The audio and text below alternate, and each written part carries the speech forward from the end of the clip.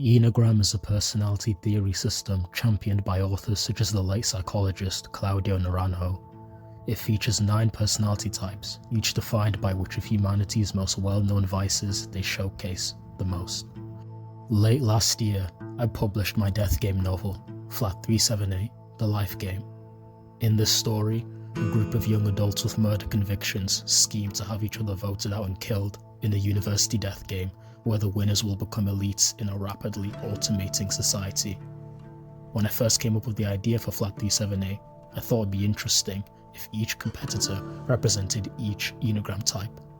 That's what this video is going to explore. A simple introduction to Naranjo's Enneagram using the characters from my university death game novel. The first of the Enneagram, Type 1, is known as Wrath. The corresponding Flat 378 character is Harrison Hawthorne, the boxer. The Enneagram 1 vice of wrath can be succinctly described as a frustration over the imperfections of oneself or the world. People of this personality type are often characterized as hard-working perfectionists with a righteous anger bubbling beneath the surface. Failure to keep that anger under the surface was what landed my character Harrison in the life game.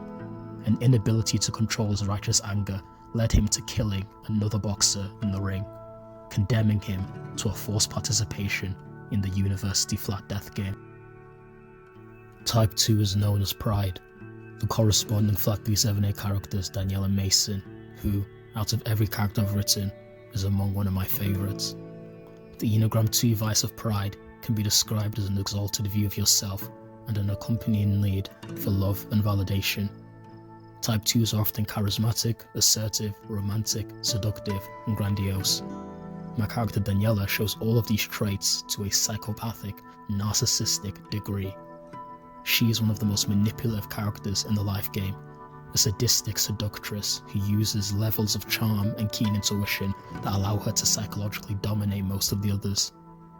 Of the 10 Flat 378 contenders, she is one of the game's 2 deadliest schemers, one half of its pair of the most potent players, but we'll get to the other one later.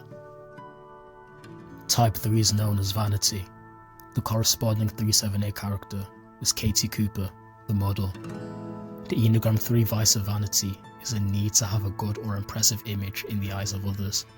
Naturally, it's her image that led to Katie's downfall. Back when she was a model, an accident involving her leg and a curling iron led to a burn that limited some of her magazine opportunities. As revenge, she led a cruel social media harassment campaign against an intern that led to their suicide. As our Type 3 representative, Katie is a mixed bag of bold confidence and hidden insecurities, emotional compromisation, yet cold, scheming abilities. Type 4 is known as Envy. The corresponding Flat 378 character is Zara Robinson, the artist. The Enneagram 4 vice of Envy can be described as an inner feeling of comparative lack in relation to others.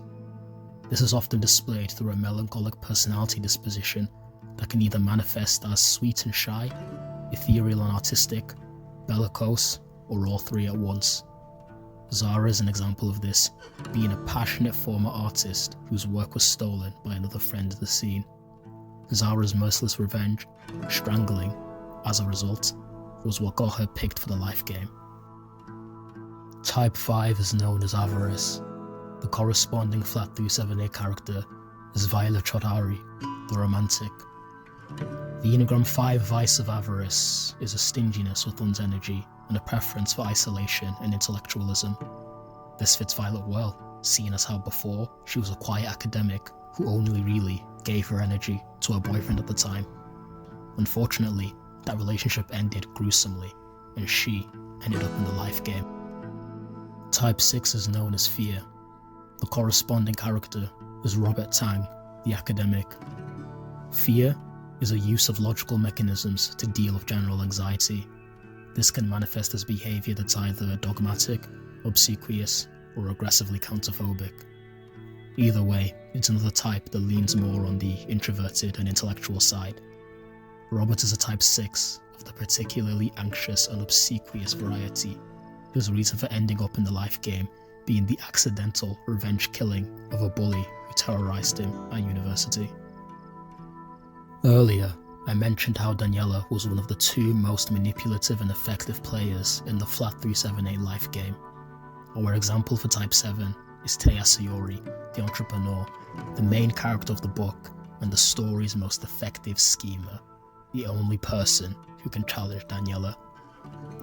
Enneagram 7's vice, gluttony, can be summarized as a predilection for mental stimulation and experiential novelty, which makes them come across as quick-minded, persuasive, fun-loving, and narcissistic.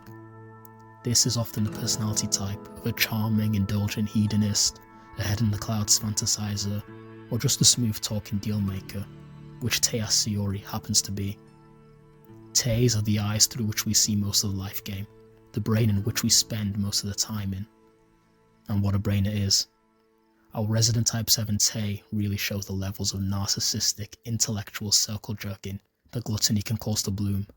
He is a man who always has a plan and will do anything, say anything, trick and screw over anyone if it means getting what he wants. Type 8 is known as Lust, with Andreas Kouros, the dealer, being our flat 378 snapshot of how this impulsive, rebellious, and wonderfully confrontational Enneagram type can be. Lust can be described as a need for physical stimulation and unrestricted volition. Andreas in particular was a roguish salesman who, despite the money he was earning the right way, decided to continue selling drugs on the side just for the thrill of it. And last but not least is type 9, Sloth. For this type, I actually had 2 characters, Joe Smith, the pitcher, and Luna Lawson, the carer. Joe is a nonchalant, aimless baseball player whose drug addiction ruined his career, and Luna was a sedulous student who worked to take care of her siblings, but ended up in the life game after trying to protect them from her abusive father, which went murderously wrong. Both of them showcase Enneagram 9's vice of sloth, which is a lethargy of being, simplicity, and forgetfulness of self-desire.